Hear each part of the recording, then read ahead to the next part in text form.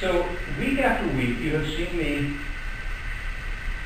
do something like this, where I bring that circle with the 4 quadrants and we talk about it. Well, Richard had a great idea, which I really appreciate. He said, I found it really helpful to step back and just ask, where did those quadrants come from? So I really appreciate you bringing that up. I have been so enmeshed in this, it really helps for me, for folks to say, wait a minute, I'm not getting it. So thank you.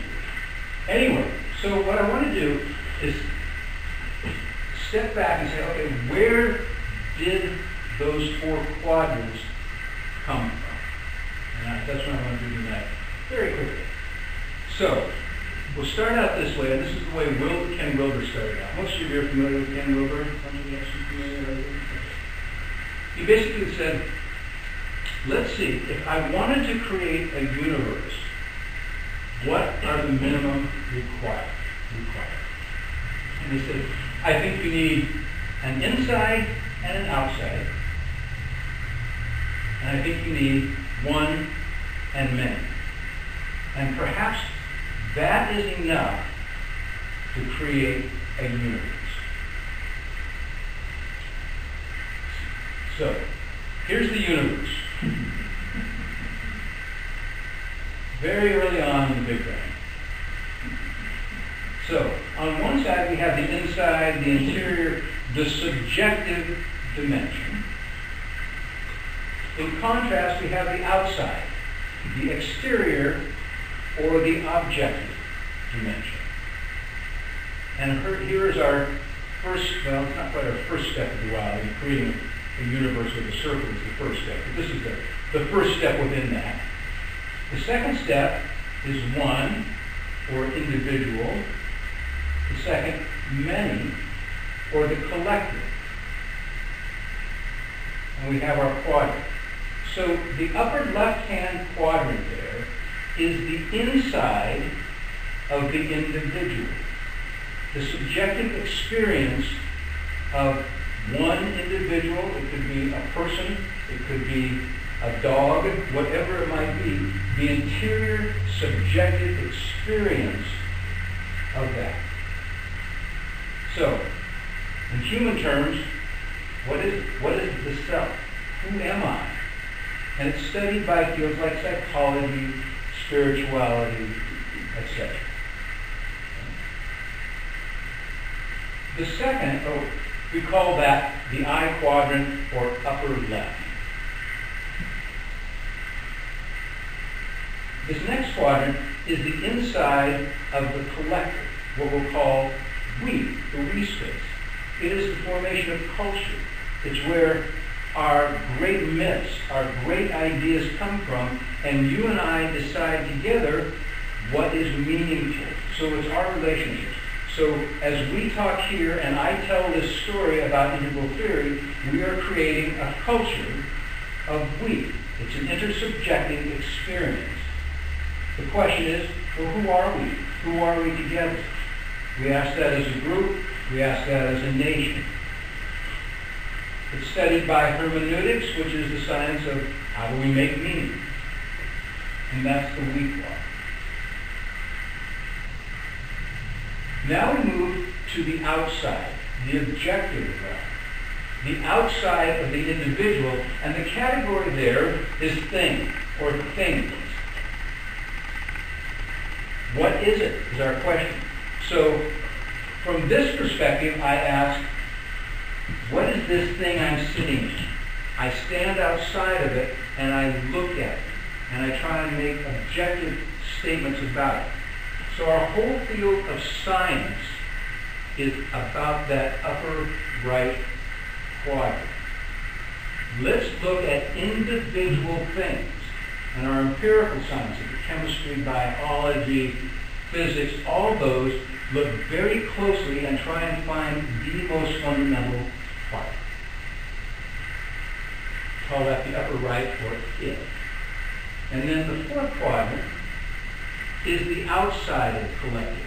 If we have all the its, consider you guys as its, and standing outside looking at you. We have these chairs. This room is a hit. This light is a hit. We have a screen that's a hit. Now, how do they all fit together? And how does it all work together? So it's about systems. How do the its fit together? And this we go very much to the social sciences, the system sciences. So the field of economics, politics, law, are all fields in this lower right-hand quadrant. As I've mentioned before, none of these can stand alone. They are all intimately related. And at the same time, none of them can be collapsed to the other. So what I mean by that, and when we struggle with this in our modern Western culture, the upper right-hand quadrant, neuroscience, has come up with the most astonishing work. They're understanding our brain in ways that we wouldn't even have imagined even 50 years ago. And one of the things that happens in the popular culture is we tend to reduce everything up here in the upper left-hand quadrant, my interior experience, as aspects of the brain fire, right? You know, what they call it, God spot or something like that, you know. Somebody's under anesthetic, partial anesthetic, they're doing brain surgery, and they put a little lecture and they go here and they go, whoa, and having this mystical experience. And the assumption is that, oh, gee, all of our spiritual, all of our psychological stuff is just the result of firings in our complex brain. This argues against that. It says, my interior experience is correlated with these physical things, but you cannot collapse one to the other. The other often happens with the New Age movement.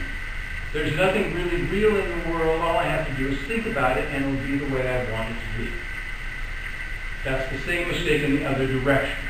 And we're all guilty of that, typically day in and day out. So anyway, the point is, these are semi-autonomous, deeply related.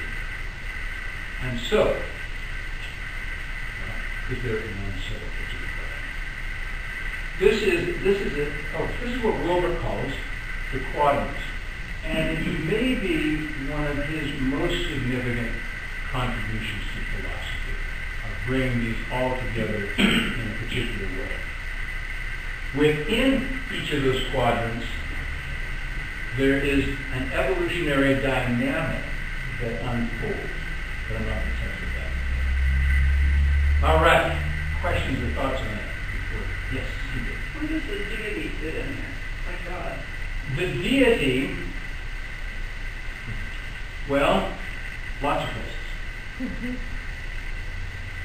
Depending on your orientation, it is the screen upon which this is written. It is the substance. It is the ground upon which all of this exists. Now, I can taste deity subjectively in this upper left-hand quadrant. Now, it may be that I develop and move beyond my persona at some point and have this kind of permanent sense of something grand mystery, something divine, emptiness, whatever your perspective on it. Or I can have one of those flashes, like, holy shit, you don't know what happened to me today, right? You all have this, right? Okay. And you kind of go, oh, I just saw it. That's an entirely personal experience, entirely subjective, which is a taste of what we might call